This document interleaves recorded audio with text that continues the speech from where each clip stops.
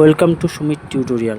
Sumit tutorial YouTube চ্যানেলে তোমাদের স্বাগত। আজকে ভিডিওতে ক্লাস 9-এ ইতিহাস সেকেন্ড সামেটিভ পরীক্ষার সাজেশান নিয়ে আলোচনা করব। তোমরা ভিডিওটি পুরোটা দেখবে, সাজেশানের প্রতিটা প্রশ্ন তোমরা কমন পেয়ে যাবে।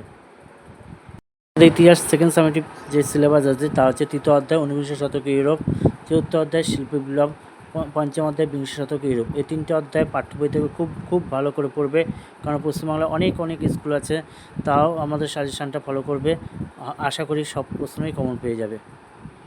প্রশ্ন প্যাটার্ন তোমরা ফলো করে নাও যে তৃতীয় অধ্যায় এমসিকিউ 3টে, এসিকিউ 2টো, 2 মার্কের 2টো প্রশ্ন হবে এবং 4 মার্কের একটা প্রশ্ন হবে, 8 মার্কের একটা প্রশ্ন হবে এই অধ্যায় থেকে। চতুর্থ অধ্যায় এমসিকিউ 3টে, এসিকিউ 4টে, 2 মার্কের হবে 2টো প্রশ্ন, 4 নম্বরে হবে একটি প্রশ্ন, 8 নম্বরে একটা। পঞ্চম অধ্যায় এমসিকিউ 2টো, এসিকিউ 2টো, 2 মার্কের 2টো এবং 4 মার্কের 4টে, একটা এবং 8 মার্কের একটা। কী বলছে, কোন পণ্যকে কেন্দ্র করে প্রথম শিল্প বিপ্লব হয়েছিল? অ্যান্সার হবে বস্ত্র। শিল্প বিপ্লব কথাটি প্রথম কে ব্যবহার করেন? অ্যান্সার হবে আগাস্টাস ব্লাঙ্কি।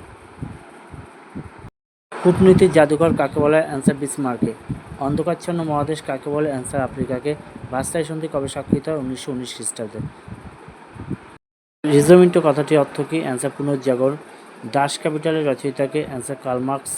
মাস্তিনি প্রতিষ্ঠিত গুপ্ত সমিতির নাম কি? অ্যান্সার হবে এবং ইতালি। অর্থাৎ এগুলি মান 1-এর প্রশ্ন। এসে কি গুরুত্বপূর্ণ প্রশ্নগুলি দেখে নাও যে দশম চার্লস কাকে প্রধানমন্ত্রী নিযুক্ত করেছিল? তো অ্যান্সার দেওয়া আছে। কোন গুপ্ত সমিতি গ্রিক জাতীয়তাবাদে সাহায্য করেছিল? তার অ্যান্সার দেওয়া আছে। পরের প্রশ্ন, ব্রিটিশ সাম্রাজ্যের রত্ন হিসাবে কোন দেশকে বিবেচনা করা হয়? এরও অ্যান্সার দেওয়া আছে। অ্যান্সার ভারতকে। অর্থাৎ প্রতিটা প্রশ্নই এখানে অ্যান্সার দেওয়া আছে, তোমরা লিখে নিতে পারো প্রশ্নের অ্যান্সারগুলো। দশম চার্লস কাকে প্রধানমন্ত্রী নিযুক্ত করেছিল? কোন গুপ্ত সমিতি গ্রিক জাতীয়তাবাদে সাহায্য করেছিল? ব্রিটিশ সাম্রাজ্যের রত্ন হিসাবে কোন দেশ বিবেচিত? সাম্রাজ্যবাদের বাইবেল কোন গ্রন্থকে বলা হয়?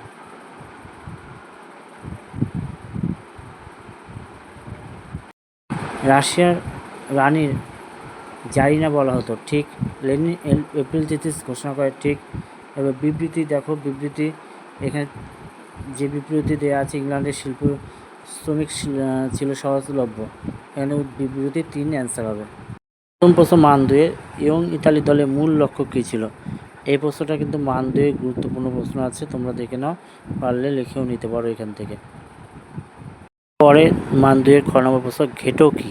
এটাও লিখে নাও, ঘেটো কী। মান 2-এর গ নম্বর প্রশ্ন, সেহজবা হত্যাকাণ্ড কী? মান 2-এর ঘ নম্বর প্রশ্ন, প্যারি কমিউনি কী? 2-এর উম নম্বর প্রশ্ন, এপ্রিল 30 কী? মান 2-এর চ নম্বর প্রশ্ন, জোল ভারেন কী? জোল ভারেন কী? এবার কর্তৃত্ব অর্থাৎ মান 4-এর প্রশ্ন, 2টি প্রশ্ন লিখতে হবে। টিকা লেখো দেখো, এমস টেলিগ্রাফ ও টিকা লেখো হেটাইরিয়া ফিলিপকে। আর তৃতীয় টিকা শিল্প বিপ্লব ও নারীর অবস্থান, 4 নম্বর হচ্ছে শিল্প বিপ্লব ও নারীর অবস্থান। টিকা লেখো, অর্থাৎ কি এই প্রশ্নটা একটাই হবে, শিল্প বিপ্লব ও নারীর অবস্থান। 3টে টিকা আছে এখানে, ভালো করে পড়বে। মান 8-এর এই প্রশ্নগুলো কিন্তু খুব গুরুত্বপূর্ণ, একটা প্রশ্ন উত্তর লিখতে হবে। মেটার্নি ব্যবস্থার পরিচয় দাও, মেটার্নি ব্যর্থতার কারণ লেখো, জার্মানি ঐক্য আন্দোলনে বিসমার্কের অবদান আলোচনা করে, ইংল্যান্ডের সর্বপ্রথম শিল্প বিপ্লব হয়েছিল কেন? 3টে প্রশ্ন ভালো করে দেখার জন্য অসংখ্য ধন্যবাদ। ভিডিওটি ভালো লাগলে সুমিত টিউটোরিয়াল চ্যানেলটিকে সাবস্ক্রাইব করে চ্যানেলটির পাশে থাকো এবং বন্ধুদের মধ্যে প্রচুর শেয়ার করো। সবাই যদি প্রশ্নগুলি পেয়ে যায়, প্রচুর শেয়ার করো।